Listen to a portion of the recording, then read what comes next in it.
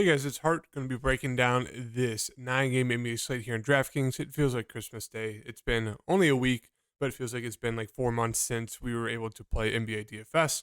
Hopefully, you guys were able to go outside, touch some grass, sniff some air, all that good stuff. I'm going to be breaking down this 9-game NBA slates, going over my favorite core plays, game by game breakdown, all that good stuff in this video. So make sure to hit that like button. We're looking to continue a nice ending to the last slate before the NBA All-Star break. So looking to continue that into tonight's slate. And yeah, I'll see you guys in the breakdown. Before I get into the breakdown, I just want to do a recap of the last slate before the All-Star break. It looked like it could have been a very, very solid night. I was in the top like 200. I think I was winning $80 at one point. So it looked like it was going to be a super solid night. But then the last game kind of knocked me back down. So I mean, I made double my money, nothing too crazy, $4 to $9, but you can't complain about cashing. Went with Kobe White, who got 18, a little disappointing there at 61%. Anthony Edwards at 51, Denny 30, Kyle Anderson almost 40, Rudy Gobert 48, Joe Ingles, Kyle Kuzma, and Vooch. But yeah, I mean, Kyle Kuzma kind of screwed me there. And a great matchup, just couldn't hit a shot. Joe Ingles was very disappointing, even with Giannis missing. But yeah, got $9 there, and then we had another 2-0 clean sweep on Prize Picks there. Rudy Gobert hit easily. I think he had like 20 rebounds. He only needed 11, so he easily smashed. And then PG-13 easily hit that over on assist as well. So nice little 2-0 sweep there. I think we're 11-4 in the last 15 Prize Pick picks. So fantastic hit rate there. Looking to continue that tonight. I will have a Prize Picks video out tonight as well. So make sure to hit the like button, and I'll see you guys in that video as well. But yeah, let's get into the slate breakdown. So starting with Denver and Cleveland. And the first initial thoughts on this slate, guys, is that a lot of people are priced up about right or even overpriced. It's one of those slates where they kind of just priced everyone, jacked up all their prices besides one team, the 76ers, which we'll get to in a little bit. But yeah, I mean, everyone kind of seems it's going to be, I kind of like it just because it feels like you can kind of go a ton of different directions. It's not like there's one clear path where there's like 5 to 10 guys that everyone's gonna be playing. It's more like you can kind of go this team, that team, any team you want. Now we have gotten some news, but that's kind of the route I like going. Is we can definitely get different as of right now, unless we get some random news that some guys will be out. So starting off with Denver and Cleveland on the Denver side, we have Jokic at 11-8, always a fantastic spend up. Not the best matchup here against Cleveland. With Jared Allen and Evan Mobley, but I mean, it's Jokic. He's pretty much matchup proof, so I like him as a spin up play. Jamal Murray at that price tag, just more of a contrarian play. Like he was playing fantastic, and then he did miss the last like 3 or 4 games. So maybe there's a little bit of a regression there coming back from his first game in over like 2 weeks. Aaron Gordon is out, so we should get Concar there starting. He'd be a decent value. I'd say at least sees 20 minutes. Not sure if he can be productive enough to pay off that salary, but he's definitely a value play. In terms of like secondary options, MPJ, Bruce Brown, Reggie Jackson, if Jamal Murray ends up not playing for some reason, we could definitely look to Reggie, kind of filling in that point guard role. KCP is there's value as well, 4,400. His minutes did go up for the last few games, maybe partly due to Jamal Murray not being there. They just need another guard in there, but yeah, he looks like an okay value, and that's really it. Moving on to Cleveland, another team where everyone kind of seems priced up. Mitchell looks like a fine play. He was, kind of hot the last few games. Garland's there, Mobley's there. I think my favorite price would be Jared Allen, 6,600. His minutes were up a ton the last 2 games. Now I'm not sure that can, sustain or last, but definitely worth noting. He played 39 and 38, and his normal was kind of floating around 35 to 36. So a few more minutes definitely helps. But yeah, he'd probably be my favorite price. LeVert looks like an okay value.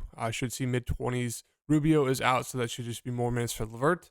Some more minutes for Isaac Okoro. They don't have Kevin Love anymore, so they'll just throw those minutes to a guy like Cedi Osman and Dean Wade. So at the flat minimum price tag, his minutes were down. So I guess I'd feel safer going to Cedi. But one of those two should fill in like the small forward, power forward role off the bench for Cleveland, and you can definitely look to him as value. Moving on to Detroit and Orlando. Detroit, a team that they're always just priced down super cheap, but you just don't feel great about playing them. Bogdan, 6,300, he has a ceiling. I do like him. Ivy, he looks decent. It's just the minutes are the big question mark on him. He saw 44 minutes in that huge overtime game, but then before that and after that, he's seen like mid-20s, so it's just hard to get to him with confidence. Duren, I do like his price tag, 5,200. if he sees close to 30 minutes. The past 2 games, he hasn't. They do have, where is he? James Wiseman. So if he starts, or I mean, if he sees mid 20 minutes, I think he looks like the best play at 3,500. He's there. The rest of the team, you can take a dart throw on Hamadou. I always mention him. He's usually decently productive in like mid teens to 20 minutes. Hayes, if he starts, he looks solid. It's just guys that are just kind of, cheaply priced, but you don't feel great because they're just playing a ton of different people. Orlando side, Poet's probably my favorite play there. It's 6,000. His minutes have gone up. He's now seen mid 30s in the past 3 games. Not sure if that's going to continue. It did help that Cole Anthony is out, but he's definitely there. He looks the best. He's been super, super consistent recently. Paulo, he's been god awful. The dude just can't shoot, especially from 3. He's bricking every shot, so that's really hurting his upside. So I don't like him at that price tag. Seems kind of forced. Franz is there as well. He looks okay. Wendell, I think he'd be my second favorite play alongside Fultz. They're just kind of decent plays there. Cole Anthony, Jalen Suggs with Cole Anthony back. And then it's not a lot to like here. In terms of like value, we could get to Jonathan Isaac. Maybe he starts seeing more of a minutes increase. But yeah, once this dude starts seeing 20 plus minutes, he's going to be an absolute lock there, especially if he's very, very cheap. Boston and Indiana. On the Boston side, obviously Tatum and Brown look like great spin-up plays. Other than that, not a lot of stand-up plays. People are priced up because of Tatum or Brown missing. So if I had to get to someone, it'd be one of the two at the top. I do like Brown at his price tag. Coming off, a solid All-Star game when him and Tatum were going off. So, they kept the hot streak going there. Otherwise, not a lot of interest in this team. Sure, you can go to Grant Williams off the bench, maybe some value, but you don't feel great about that. On the Indiana side, my boy Halliburton, just a little too pricey for me. He does have upside still, so he'd be a solid contrarian spin up. I do like Miles Turner. It's just, he's just been super inconsistent with the minutes, some foul trouble. But if you can see, even in 24 minutes, he put up 27 and 10 against Cleveland, 49 fantasy points. So he has massive ceiling. So you just hope he plays up 30 plus. If he does, he has a good chance of getting a double-double at 7-2. I think he looks pretty solid in the tournament setting. Should be super, super contrarian. Just super, super risky because of that foul trouble. In terms of the rest of the team, Buddy Hield's a solid secondary option. Matherin's always a tournament option. I will mention Naismith, 4,000. Should see high 20s to maybe 30 minutes, depending on how he's shooting. And then Daniel Tice, kind of mid-teens to 20s, depending on if anyone gets in foul trouble in the starting court. So, yeah, you can definitely look to those guys' value. On the Pelicans side, everyone's kind of priced about right. Brandon Ingram, 9,000, basically. Don't feel great about that. CJ, 8,200. I do like J-Val here at 6,100. It's just the minutes thing, right? It's another one of those players that has a huge upside. It's just, will he see the minutes? I still don't mind him in tournament settings. It will help if Larry Nance is out. If Larry Nance does miss, then we can look to like a Hernan Gomez to kind of get the backup center run, which would be a solid value play there at 3,400. In terms of like the wings, I don't know real standouts. Richardson should see mid-teens, so not a lot of interest in Pelicans. On the Toronto side, Pascal makes for just a solid contrarian spin-up option. Van Fleet, just too pricey for me. Not as safe or consistent, I guess, as a guy like Pascal, but he has a huge upside, so I don't mind him. I just think it's pretty forced at that price tag. Scotty's priced up way too much. I don't know why. OG should be back. Gary Trent's back. Polto's back, so the whole team's back. So really, if Polto starts, I think he'd be my favorite play. If he doesn't and he comes off the bench, maybe you get to a guy like Gary Trent, but everyone's kind of just more of like secondary options. Moving on to Memphis and Philly. Memphis side, it's really just Ja, Bane for me is like the main plays on this team. Jaren Jackson Jr. is just more of a secondary contrarian option. Don't love the price tag, but we know he's upside. I think the favorite play for me would probably be whoever starts at center, whether it's Tillman at 4,000. Obviously, there's foul trouble risk having a guard Embiid, but he looks decent. Brandon Clark at 4,500 looks decent. Whoever kind of fills in that center role, I do like it a lot. Philadelphia side, I think Embiid and Harden looked like two of the best spin-ups of the day. Embiid looks pretty solidly priced here at 11.11 or 11.1. Had a few bad games, I guess, 23, 29, 28. Not really in Joel Embiid so I like him a lot in this matchup. Same with Harden. And then the secondary options on this team are priced down super, super cheap. Maxi's minutes have gone up the past few games before the All-Star break. He was seeing kind of low 30s. Tobias Harris should see high 20s into the 30s as well. And then, where is he? Melton. Yeah, I mean, they just seem pretty cheap. I wouldn't go out of my way to play them, but they're definitely nice lineup fillers if you land on them in their price range. Moving on to the Spurs and Dallas. Spurs side, Vassal's out. Trey Jones, I think he should be out. And then Sohan is questionable. I think Zach Collins, if you think this game stays close, he looks like a very solid center with huge upside of 5,600. Coden's just more of a secondary option. Don't love him. Sohan, kind of same thing. I do like Branham. He was great for me in that last slate, in the previous slate. He's great for me in that last slate. Got me 39. So he's been super, super aggressive, even with Coden Johnson back. He's blowout proof. Should see, at least mid 30s minutes, if not more, depending on how the game goes. So I like him at 4,500. I think he's a very solid play. He's been a lot more aggressive recently when he's been starting. As you look at this stretch, pretty much 30 plus minutes in every game since the 1st of February.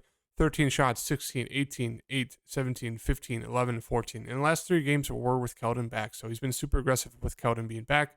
So I do like Branham a good amount. Going to throw him in my core plays as of right now. Rest of the team, Graham, I guess he's an okay option. He's been super aggressive off the bench. Should see at least 20 plus minutes.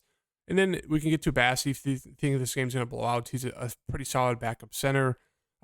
Doug should see more minutes if a guy like Sohan misses and a guy like Bates Diop. So there should be some value depending on how the news goes for these Spurs. On the Dallas side here, Luka looks like a solid play, but there is Kyrie there as well. So I don't mind Luka or Kyrie. They're just more like top tier secondary options for me. Rest of the team's there. No real standouts with Luka and Kyrie being back. Moving on to the last few games. OKC, Utah. A fantastic matchup here, fantastic game environment. I do like SGA a good amount. I do like Giddey. Giddey's going to be one of the guys for my Price Fix video, so stay tuned for that. Jalen Williams' minutes have, kind of skyrocketed a bit, 40, 33, 39. Has been playing pretty well, so I do like him at 6,100, even though the price is up. He's shown a pretty solid ceiling. He's been very good at getting steals. Lou Dort, I don't mind him as value. Been seeing mid-20s minutes. Not sure if that's because he's coming back from injury and they just kind of want to slowly build him up, or if they're just giving more minutes to a guy like Jalen Williams and just spreading out the rest of the minutes to the bench. But yeah, it's really just a top 3 for me. The rest of the team is just more of dart throws. I wouldn't mind getting to whoever the kind of the center is, whether it's going to be JRE, whether it's going to be Kenrich Williams. But yeah, it's really just the top 3 for me. On the Utah side, there is some good interest for me. I think Laurie's a solid contrarian spin up. Clarkson looks decent. I like Kessler, a good amount of 5,700. He should see 30 plus in a close game if he's not in foul trouble. Sexton's out, so they should start either Horton Tucker or a guy like maybe Abaji and just bring Horton Tucker off the bench. I think right now my favorite play is going to be Horton Tucker. I know they signed some guys, but it doesn't look like they added them to the player pool. So yeah, right now it's going to be Horton Tucker for me as my favorite Utah option. But that's if he starts. If he comes off the bench, he's definitely a little bit riskier at 4,800. But right now, I'm really eyeing in on him. I know he's pretty popular right now with a lot of people, but I think he looks pretty solid there. Moving on to Golden State and the Lakers, should be a very fast-paced, high-scoring game. I just don't love the price tags in Poole and Clay. Pretty much 9K for both of them just doesn't feel great. I mean, they're going to be super aggressive. I wouldn't be surprised if they both go for like 40, 45 fantasy points, but it's just, I don't know. I just don't feel great about those price tags. Maybe a lot of people feel the same way, and maybe they'll be lower owned than they should. But yeah, I think all 3 on the Warriors looks pretty solid. I'd rather get to the value plays, though, of a guy like DiVincenzo and Looney. I think they both look pretty solid here in this matchup. Both should see mid-20s minutes.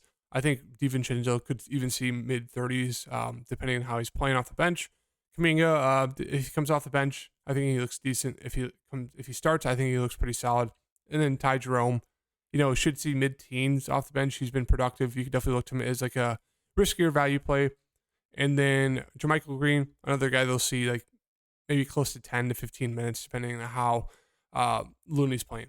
Lakers side, really like LeBron, really like Anthony Davis. The rest of the team, sure you can land on them. Russell is going to start again. He played about 28 minutes. It's just hard to get into these secondary options. Maybe Malik Beasley and Vanderbilt. I think they both look like solid, plays there at their price tags. Otherwise, it's really just LeBron and Anthony Davis. Moving on to Portland and Sacramento. Dame looks like one of the best spin-up plays. He's going to have to do it all. He's coming off a huge hot streak. Won the 3-point contest. I mean, it's just Dame. He's been unreal the past like month and a half, 2 months. So 11-4. even though he's super risky this price tag, like he can go out there and score 35 points and only get you like 45 fantasy points, which at 11-4 really not going to help you. But yeah, he's huge upside. Simon is out, Nurk is out, so Grant's going to be the secondary option. I think it looks like a solid play there at 6,900. Eubanks and Watford are going to split the center minutes. I'd rather get to Watford, even though his minutes aren't as secure as Eubanks, just because of the price tag difference. Sharp, Little, Reddish, Thibault are going to split the small forward and power forward role. The guys with the highest upside are going to be Reddish and probably Sharp. They're just a little bit better offensively. Sharp's minutes have been decently consistent in the past few games, so I guess I'd go with him out of the group. It really just depends on the ownership. And then moving on to Sacramento, Sabonis looks pretty solid. I don't love the price tag on Fox, even though he's been really solid recently. And then we can get to these wings as like GPP plays. Herter, Monk, Barnes, Murray. Whoever does the worst out of that group of four usually gets benched for Monk, as we saw a few times with Kevin Herter recently. Here, 27 minutes, 20 minutes, didn't see the rest of the game, 29, 21. So he's been the worst out of the group recently, and he's been getting benched for Monk, so there is that risk. But I think they all look solid in the GPP setting. So right now, not a lot of super strong core plays for me. Really going to see if there's going to be any news breaking out the rest of this afternoon. If there is, I'll keep you updated on my Twitter and as well as in my free Patreon post, which should be coming out. Should be a little bit more in-depth breakdown as well, going over my core plays and all that good stuff. So make sure to hit the like button. Check out my Price Picks video soon, and I'll see you guys in the next video. Peace.